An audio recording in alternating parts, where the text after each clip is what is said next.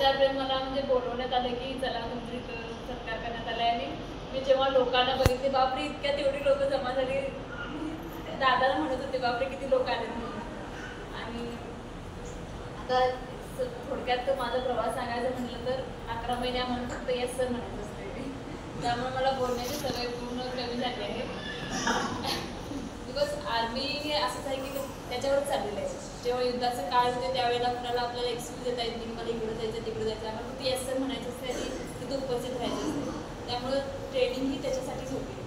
त्यामध्ये आम्हाला वेगवेगळ्या वेपन तर सगळ्याच ज्या बेसिक गोष्टी एका व्यक्तीला माहीत असायला त्या सगळ्या गोष्टीच्या आम्हाला त्या गोष्टीसाठी ट्रेन करण्यात आलं. मग ते कसं बोलायचं असते, कसं बसायचं असते, जेवायचं, खाण्याचं, याच्यापासून ते बंदूक वगैरे कसं हाताळायचं, ग्रेनेड वगैरे कसे फेकायचे, दुश्मनाचा हल्ला वेगवेगळ्या पद्धतीने कसं असल्या सगळ्या त्या गोष्टीपर्यंत सगळ्याला आम्हाला बेसिक सगळी गोष्टी त्यासाठी आम्हाला ट्रेन करण्यात आलं. आणि स्वप्नाची सुरुवात म्हटल्यानंतर माझी पार्श्वभूमी जर तुम्हाला माहितीच आहे, परिवाराकडून मला साथ मिळाली. एकदा मग मला म्हटलं की मला स्वप्नात हेलिकॉप्टर आलं आणि मला म्हटलं आणि त्यांनी म्हणत होत्या काय ते प्रिपरेशन करत आहेत त्यामुळे मला घरात आलं असेल. त्यावेळी मी लिटरली खूप घाबरले. मग काय तेवढं विश्वास ठेवतात आणि पूर्ण करू शकेन काय. आणि जेव्हा काल पासिंगच्या वेळेला धीरे 4 वेळा ते हेलिकॉप्टर माझ्यावर खूप उधळत गेलं त्यावेळेला मला वाटतं तेव्हा त्यांची आठवण आली. म्हणजे असं घरातल्या गोष्टीचं एवढी पॉझिटिव्हिटी असली पाहिजे. इव्हन तरी मनात सुद्धा असं म्हणाल नको हिला सक्सेस मिळेल किंवा नाही असं विचार करता नाही. तुमच्या कदाचित मुली अशी मोठी स्वप्न बघायला इव्हन स्वप्नात सुद्धा ते कधी फेल होतील असं विचार करू नका. पूर्ण त्यांचं पूर्ण प्रयत्न संपेपर्यंत तुमच्याकडून कुठलं असं निगेटिव्हिटी त्यांच्यापर्यंत पोहोचली नसली पाहिजे.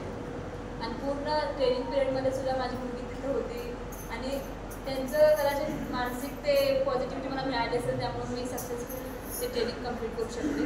बिकॉज असं सिझेरियन होतं, माझं मुलगी लहान होती, त्यांच्या बाकीच्यांच्यापेक्षा वय माझं जास्त होतं, त्यांना स्पोर्ट्स ते बॅकग्राऊंड असल्यामुळे त्यांचं फिजिकल स्टँडर्ड खूप उंच होते. तरीही मी तिथं चांगले टिकू शकले आणि त्यांच्यापेक्षा पण पुढे जाऊ शकले. त्यामुळं मला कदाचित त्यांचं आशीर्वाद असतील, माझ्या घरातल्यांचे आशीर्वाद असतील, त्यामुळे हे पूर्ण शक्य झालं. आणि बाकीच्या ट्रेनिंगमध्ये माझ्यापेक्षा लहान मुली असल्यामुळं त्यांच्याशी मिंगल होणं एक माझ्यासाठी एक मोठं चॅलेंज होतं. त्यांच्याशी मी कसं 11 महिने त्यांच्यासोबतच राहायचं आहे, खायचं आहे, जेवायचं सगळं त्यांच्यासोबतच असते. आणि आर्मी फौज ह्याच्यावरच आहे की जेवढा मी एकत्रित ठेवून काम करू तेवढी आमची शक्ती वाढत असते. त्यामुळे तेच एक मेन चॅलेंज होते की त्यांच्यासोबत कसं मी एकत्रित होऊ शकेन. बाकीचं सगळं एकदा तिकडे गेलं तर होऊन जाते, ट्रेनिंग पिरियड निघून जाते, आपल्याला तेवढी शक्ती येते. मेन एक्झाम क्लिअर करायची होती. आपल्या ऑफिसरची मुलंच ऑफिसर होतात असं तिथे ठरलेलंच असतं. त्यामुळं ह्या आपल्या साध्या एका खेड्यातून होतं तिथपर्यंत पोहोचणं म्हणजे थोडंसं कठीण वाटते. मला तिथल्या ऑफिसरांचे वगैरे मार्गदर्शन मिळालं. आपल्या इकडच्या मुलांना त्याची माहिती नसते त्यामुळे ते तिथपर्यंत पोहोचू शकत नाही.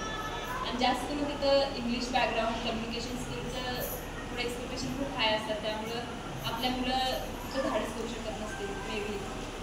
त्यामुळं लहान असतात जेव्हा ते 10th वगैरे कम्प्लीट करतात तेव्हाच तुम्ही त्यांच्या भविष्याकडे ध्यान द्या. जास्तीत जास्त लोकांना असं एकदा आईवडील ते हेजिटेशन फील करतात की कसं विचारायचं, कोणाला विचारायचं. आणि मॅक्झिमम आईवडिलांना एवढं नॉलेज नसते की त्यांच्या मुलांच्यावरती ते काही निर्णय घेऊ शकेल. त्यामुळं जास्तीत जास्त लोकांना जे उच्च पदावर पोहोचले त्याच्याशी बोला. किती पण कसला पण फालतू प्रश्न असतो तरी पण विचारा, ते तुमच्या चांगल्यासाठी, तुमच्या मुलांच्या चांगल्यासाठी असतो. मी पण सुरुवातीला मला या गोष्टीची माहिती होती. मी एकदम साधे प्रश्न विचारायचे, फोन करायचे सगळ्यांना, ती माहिती काढायची. जोपर्यंत तुम्ही त्या कम्फर्ट झोनमध्ये असशिवाय तोपर्यंत तुम्हाला ह्या गोष्टी माहिती येणार नाही.